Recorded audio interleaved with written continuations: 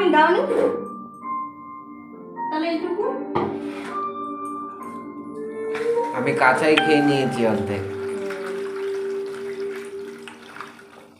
এখন বাজে হচ্ছে রাত 10টা। আমার দিকে নাও, আমি বলছি। হ্যাঁ, এখন বাজে রাত 10টা। ভাত থাকতে মাংস থাকতে এখন আমাকে চাউমিন করতে হচ্ছে। কার জন্য? কিনা আমার বরের জন্য, যে এখন ওনাকে রাত 10টার সময় চাউমিন করে দিতে হবে।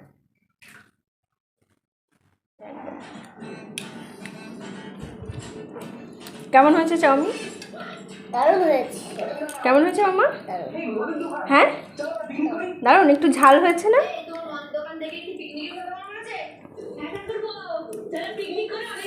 তো দুজনে মিলে একটু করে চাউমিন খাবার পর এখন আবার একটু করে ভাতও খাচ্ছি। আর মামাকে আর ভাত দিইনি, কারণ মামা বললো ওইটুকু চাউমিন হয়ে যাবে। কি হয়েছে? ঝাল লেগেছে আমাকে? হ্যাঁ, এত ভাত? তোমার সব সময় বেশি ভাত হয়। এই আমি খাবো না, তো তুমি কমাও আগে।